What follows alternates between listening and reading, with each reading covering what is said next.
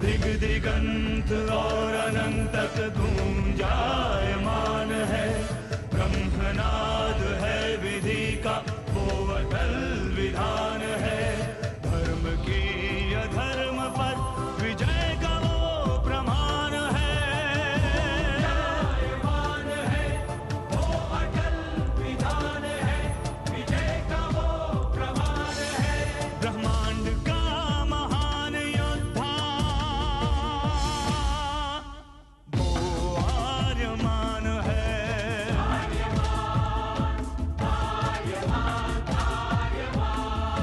ब्रह्मांड का महान योद्धा वो आर्यमान है। आर्यमान है।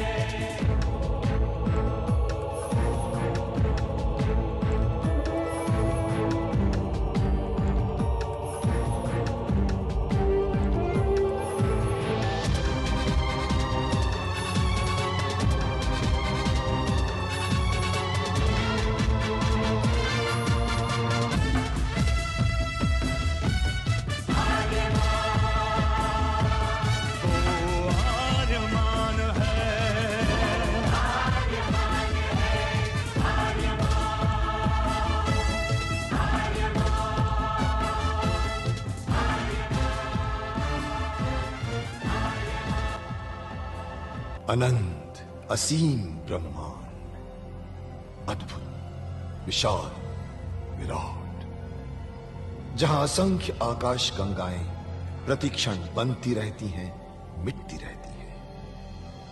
हर आकाश गंगा में होते हैं अनगिनत तारे, अनेकों सूरज, और सूरज के साथ होता है अपना सौर मंडल, जिसमें रहते हैं अनेकों ग्रह।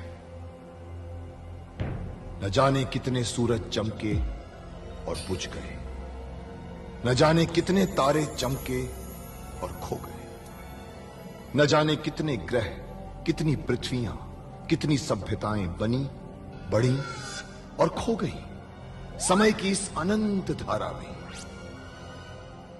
इन्हीं अनजानी परंतु अमर गाथाओं में से एक है महागाथा ब्रह्मांड के योद्धा आर्यमान की। बहुत समय पहले पृथ्वी से लाखों प्रकाश वर्ष दूर आर्याना आकाश गंगा में एक ग्रह था, थार।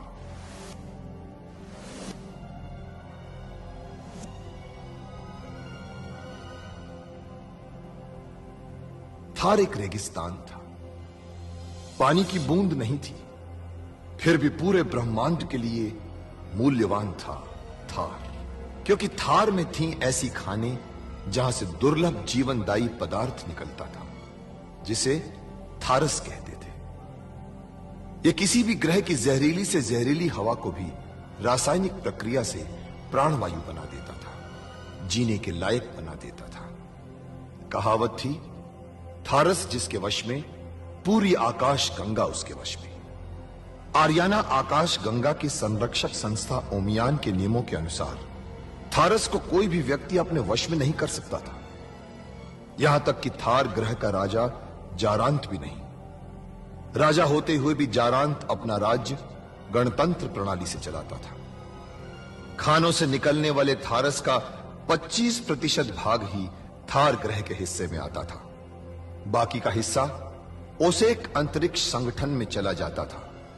ओसेक आर्याना आकाश गंगा के व्यापारियों का संगठन था, और जिसका संचालन अंतरिक्ष में बनाए गए एक कृत्रिम ग्रह ओसेक से होता था। मगर ओसेक संगठन में कई व्यापारी ऐसे भी थे जो अति महत्वाकांक्षी थे, जो पूरे ब्रह्मांड में अपना आधिपत्य स्थापित करना चाहते थे। परंतु जब तक ओमियान था, तब तक कोई कुछ नहीं कर सकता था। ओमियान अंतरिक्ष के लोगों की संरक्षक संस्था थी, जो अंतरिक्ष के निवासियों के हितों का पूरा ध्यान रखती थी और अपनी शांति सेना के द्वारा संपूर्ण ब्रह्मांड में शांति और व्यवस्था बनाए रखती थी। इसी ओमियान संस्था का अध्यक्ष था महान होशिंग। होशिंग जिस ग्रह पर रहता था, उस ग्रह का नाम था कुरुक्षेत्र, जहां आज छिड़ी हुई है एक महाजन।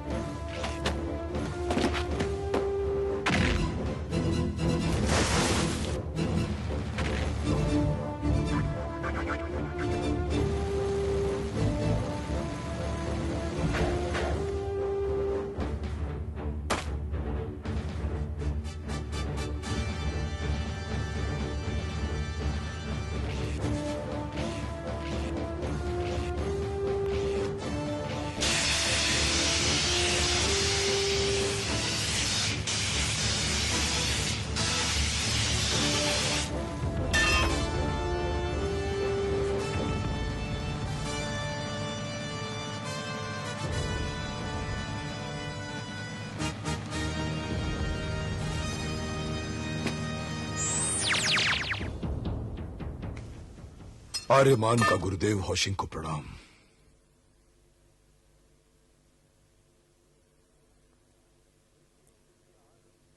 एक गुरु के लिए आनंद नहीं इससे बड़ा जब उसी का शिष्य उसे परास्त कर दे। सिद्ध हुए तुम शस्त्रों की परीक्षा में आर्यमान। शास्त्रों की परीक्षा में भी मैंने नहीं पाया शिष्य तुमसे श्रेष्ठ। योद्धा नहीं है ब्रह्मांड में तुम्हारे समान। मुक्तिदाता होगे तुम ही, आर्याना आकाश गंगा के। आपके आशीर्वाद से सब कुछ संभव है आचार्य। परंतु स्मरण रहे, शत्रुता के लिए कभी शस्त्र मत उठाना हाथ में। शस्त्र उठाना सदैव शास्त्रों के सम्मान के लिए, धर्म की रक्षा के लिए। शक्ति की सार्थकता होती है तभी जब वो बनती है भुजा दुर्बलों की, आंख अंधों की, आवाज गूंगों की। जितना मेरे पास था मैंने तुझे दिया आर्यमान। शेष तुझे सीखना है जीवन से। मेरे जीवन तो आपके चरणों में है आचार्य। आपके वचन मेरे लिए शास्त्र हैं और आपके इशारे मेरे लिए आदेश। और ये गुरुक्षेत्र मेरे लिए विश्व है आचार्य। मुझे और कुछ नहीं चाहिए, मुझे और कुछ नहीं चाहिए। गुरु शिष्य का गर्भ होता है आर्यमान, और एक ना एक दिन गर्भ तो छोड़ना ही पड़ता है जीने के लिए। समय से अधिक रहना गर्भ में हानिकारक होता है दोनों के लिए। तेरा जन्म नहीं हुआ इस गुरु क्षेत्र से बंधे रहने के लिए। अनंत ब्रह्मांड है तेरी कर्म भूमि, और तेरा कर्म है मुक्ति आर्याना अंतरिक्ष की। आर्याना, अंतरिक्ष, ब्रह्मांड, मेरे कंधों पर इतना बोझ मत डालिए आचार्य। मैं तो केवल आपका शिष्य रहकर ही संतुष्ट हूं। शिष्य रहकर संतुष्ट है, केवल संतोष तेरी नियति नहीं है आर्यमान। तेरी भुजाओं में अंतरिक्ष का भविष्य है। स्वप्न हेतु जिसे देखा है आर्याना ने शताब्दियों से अपनी मुक्ति के लिए। तू ना तो गुरुक्षेत्र का था, ना गुरुक्षेत्र का है, ना गुरुक्षेत्र का रहेगा। अरे गुरुक्षेत्र तो मात्र एक पड़ाव था तेरी अनंत यात्रा में। तो फिर मैं कौन हूं आचार्य? मेरा परिचय क्या है? मुझे आज तक नहीं बताया गया है कि मेरे माँ बाप कौन है, कहां जन्मा हूं मैं, कैसे यहां आया हूं, कहां से आया हूं, कहां जाऊंगा मैं, क्यों मेरे कंधों पर इतना बड़ा बोझ डाला गया है आचार्य? समय आ गया है कि तू स्वयं मिले अपने इतिहास से आर्यमान। इतिहास? हाँ, एक दिन तुझ पर पुराण लिखे जाएंगे।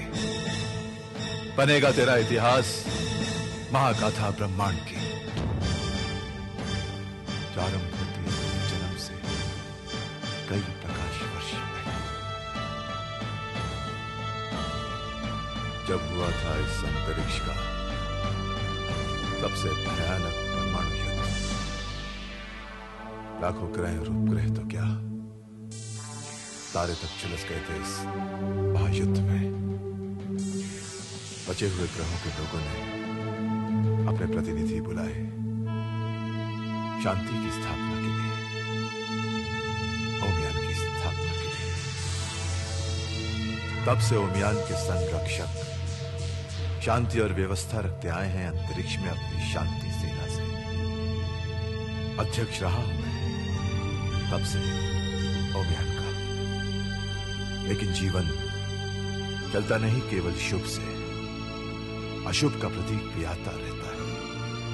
बार बार कोई ना कोई आता रहता है शांति भंग करने के लिए। ऐसा ही एक प्रतीक था उसे एक व्यापार संघ का महासामंत नारक, मेरा ही एक बिगड़ा हुआ शिष्य। नारक अति महत्वाकांक्षी था। उसने मेरी शिक्षा का दुरुपयोग किया। अधिक धन कमाने की लालच में उसने कई व्यापारियों की हत्या कर दी और उनके व्यापार पर अपना अधिकार जमा लिया। उसने इतना धन इकट्ठा कर लिया कि थार नरेश चारांत को भी चालाकी से अपने जाल में फंसा दिया और जीवन उपयोगी थारस पर अपना ठेका जमा लिया। समस्त ब्रह्मांड में वो अपनी मनमानी करने लगा।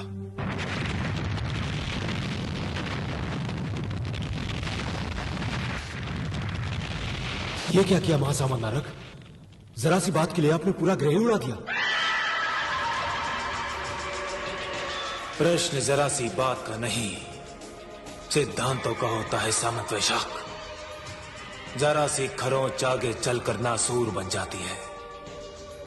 इसलिए इसका इलाज पहले ही आवश्यक होता है। ये कैसा इलाज? उसने आपका एक छोटा सा प्रस्ताव नहीं माना, उसके लिए आपने करोड़ों लोगों की जानें ले ली। एक बात याद रखो सामंत वैशाख, जो चीज नारद के काम नहीं आ सकती वो किसी और के भी काम नहीं आ सकती। ये सरासर अन्याय है, आतंक है। उसे व्यापार संघ के अध्यक्ष को संयम से काम लेना चाहिए। खामोश! हमें उपदेश देते हो? ये मत भूलो सामंत वैशाख कि नारद के नेतृत्व में ही उसे एक व्यापार संघ ब्रह्मांड का सबसे बड़ा और शक्तिशाली समूह बना है।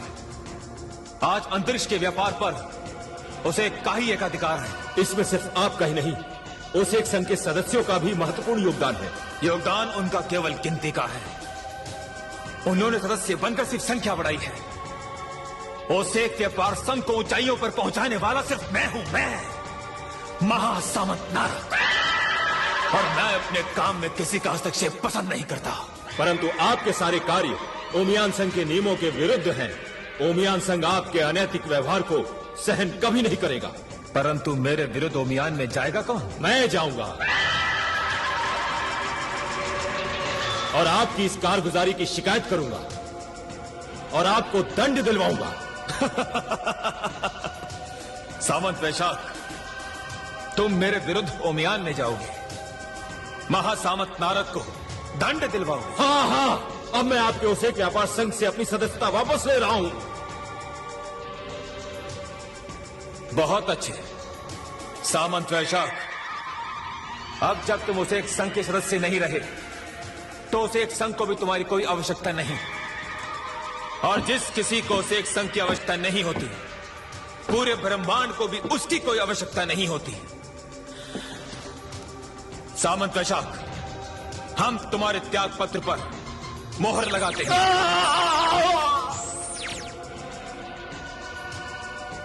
नारद की महत्वाकांक्षा ब्रह्मांड से भी बड़ी है, तो उसके सामने यह हरियाणा आकाश गंगा का चीज है। जो हमारी महत्वाकांक्षा के विरोध में सर उठाएगा, वो सर इसी प्रकार कुचल दिया जाएगा। हरियाणा तो नारद के विजय अभियान का प्रथम चरण है। उस पर अधिकार करने के लिए पहले हमें थार ग्रह के महाराज जारांत के थारस पर पूरा अधिकार प्राप्त करना होगा, और उसके बाद उसे एक व्यापार संघ के अंतरिक्ष यान ब्रह्मांड की दूसरी आकाश गंगाओं की यात्रा करेंगे, उन पर विजय प्राप्त करेंगे। उसे को ब्रह्मांड के कोने कोने में पहुंचाने का सपना देखा है महासामंत नारद ने। अगर कोई हमारी महत्वाकांक्षा के विरोध में खड़ा होने की कोशिश करेगा, तो उसे नारद से भी बड़ा सपना देखना चाहिए, और उसके पास नारद से भी ज्यादा खतरनाक दिमाग होना चाहिए। प्रणाम महासामंत नारद। जाबू नरेश शोर ने क्या उत्तर दिया दूत? जी ये अटक अटक कर क्या बोल रहे हैं? साफ साफ क्यों नहीं बोलते? जाबू ग्रह के राजा शोर ने अपनी पुत्री के साथ आपके विवाह प्रस्ताव को अस्वीकार कर दिया है। क्या? और तुम बुजदिलों की तरह वापस आ गए। आगे मुझे कदम बढ़ाने की आपकी आज्ञा नहीं थी महासामंत नारद। मूर्ख, ऐसे मामलों में नारद की आज्ञा की आवश्यकता नहीं होती। उस बुड्ढे की इतनी हिम्मत कि हमारे प्रस्ताव को ठुकरा दे। दूत जी। जाबू ग्रह पर आक्रमण की तैयारी करो। यात्रा का निशान हमारे अंतरिक्ष की चीज शांति तभी बुलाई थी मैंने आपातकालीन महासभा ओमियान की।